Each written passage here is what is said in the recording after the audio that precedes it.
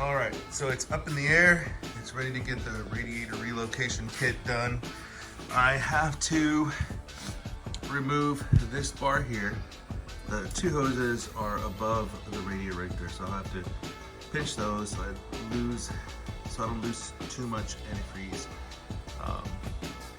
And then this whole radiator will slide this way and start putting it on the top.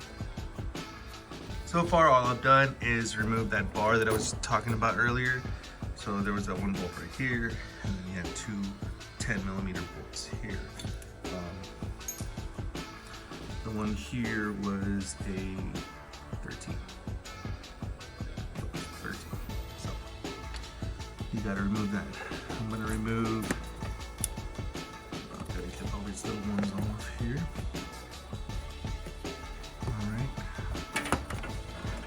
It's good. And let's see some Torx key, get this off.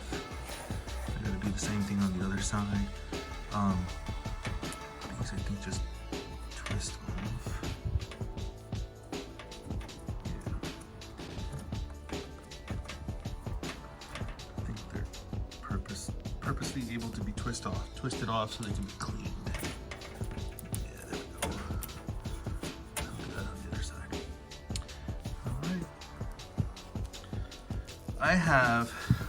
I put a vice grip to pinch the hose here. I release the hose down here. Be careful, it's plastic, so you don't want to go too hard on that. It came off of its slots right there. And then on the other side,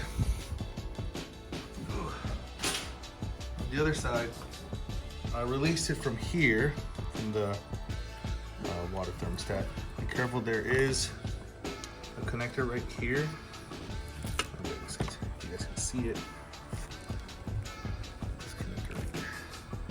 Just be careful when you disconnect that. You know what I'm saying? Here's the wire. I put a lug nut from an F-150 to block the drainage from there. So now it's time to pull it out. I mean, it seems like it'll come right out, but I need 2 hands for this, so give me a second. I'm to find out it was straight running water. So I'm glad I did this because now I can put some proper antifreeze. I have to get this fan off and then relocate that. But anyways, so I got that, took it off, and there was a top hose right here. This top hose ran to the thermostat on the other side here. So I disconnected that.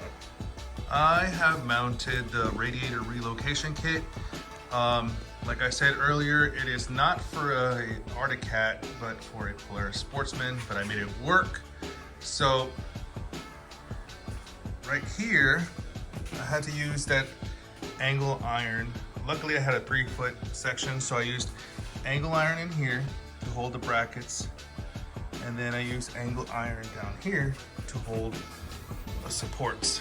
Now, I will say these self-tapping 10mm screws here, the best. They're gonna be your best friend for this. So, because I got 2 here, I got 1 right there, 1 under here where I bent this so I wouldn't cut myself if I pull forward. So, but there's 1 right there, same over there.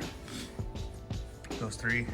Last thing I need to do is put the hoses and then wait for the fan to get here. So it looks pretty good. I will be painting all this stuff black, make sure that it's looking neat. And then I had this bumper thing or whatever, bumper it. There was a huge gap right there, which is fine, but I left enough room for the air to get in there, but it just looked weird. So that is a license plate bumper weird thing, but yeah, it works out pretty good in there.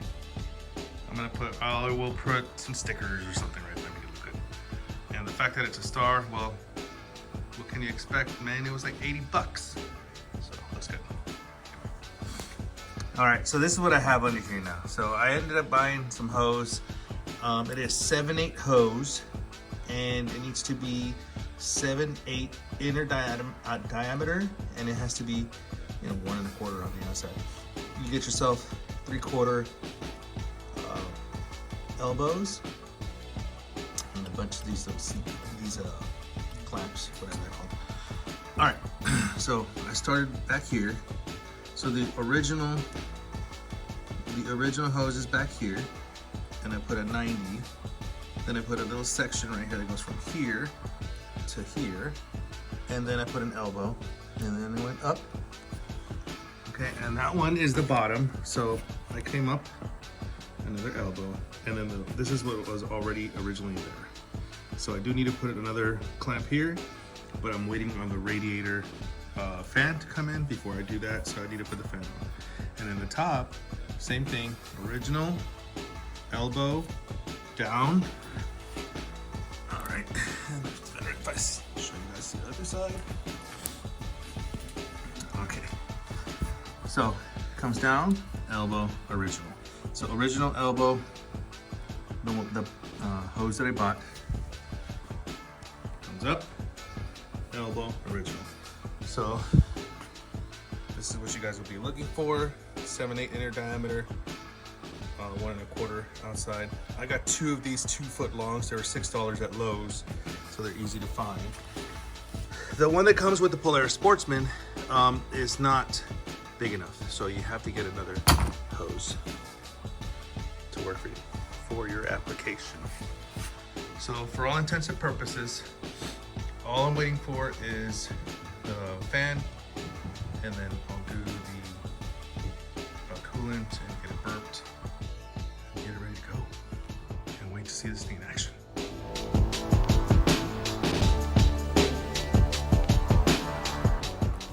All right, you guys, it's been about 3 days. I ordered this fan on eBay. It's a push-pull fan. It was $27, 9-inch. And then I already took off the radiator, basically, like I told you guys. I got the holes right here for where the angle iron goes screwed in. And let's see here, got the radiator over here. So I cleaned up the radiator as best as I could, so we can get all that mud and stuff that was in there already off. The kit comes with all these tabs, so you can put the radiator on. It's got the spring and enclosures on for the other side. So yeah, I'm gonna put that on and then put it back on the ATV. Installing the electric fan is pretty simple. The kit comes with these, they look like zip ties and springs. You want the spring in here to hold pressure, but you don't want it to be really tight to where it's bending the fins. You'll see these come out the other end. Just make sure when you guys are pushing them through, as you guys can see the fins, there's slots and little openings here. Just be gentle as you're pulling them out. Don't try to bend the fins too much. They'll come out. And then you get these little guys and you push them in. So if I can do this with one hand.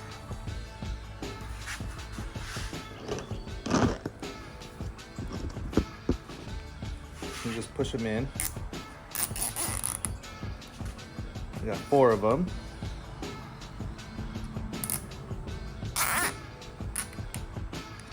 Just snug, nothing tight. You don't want to pull really, really hard. Just until they get to where they need to get to. Okay. I like to give it just like 1 or 2 more clicks. As you see, the spring on the other side will come press just a little bit.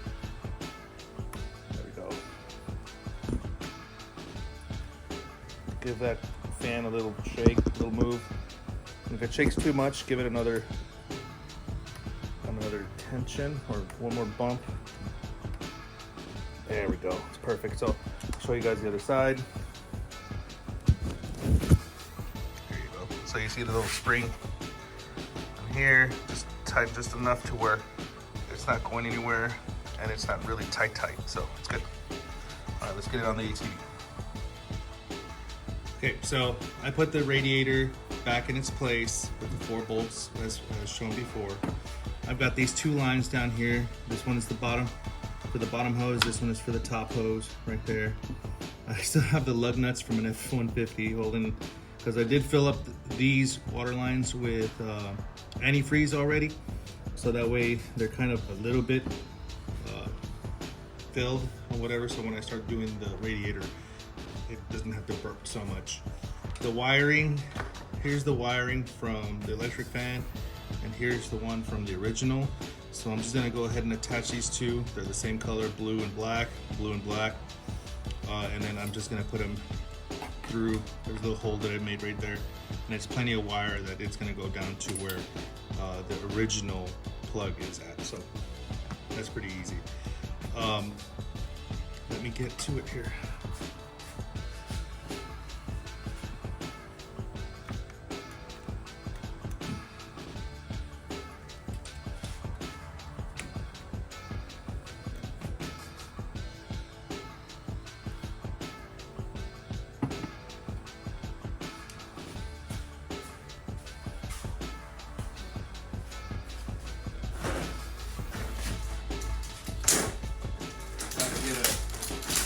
Clamp, hose clamp. I ran out of hose clamps. So I got some. Where this is big enough right there. Perfect.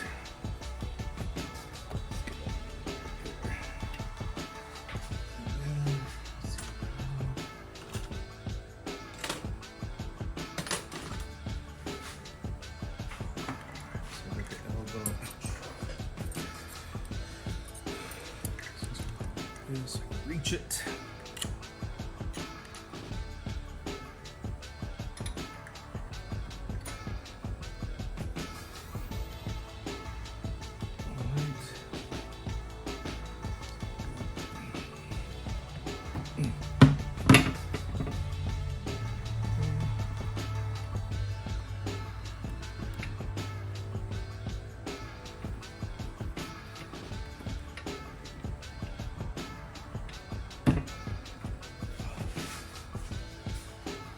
My hands are wet now, so it's a little harder to put this on.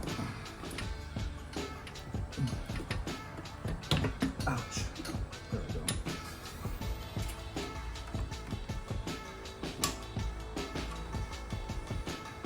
Okay.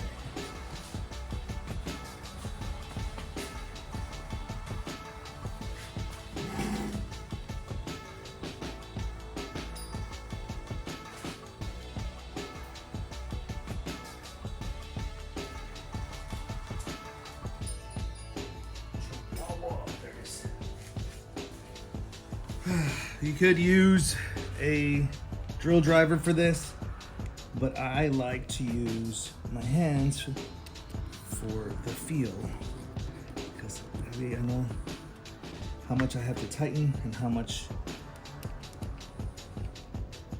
more is needed.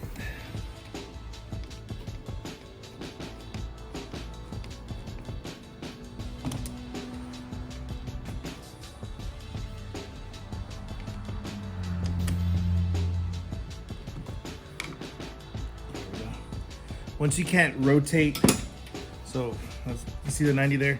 Take your hand right there. Once you can't like force it to rotate, then you know it's good. Don't go any farther than that.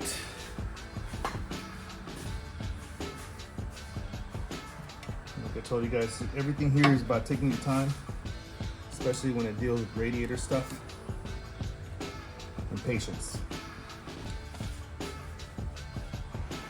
All right, you guys, so I'm finally done.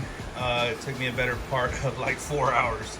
Off and on, I had a bunch of schedules and errands to run, but it rained really bad here, so it is what it is. But I burped the radiator. I know I told you guys I was gonna show you how, but it was pretty much already done.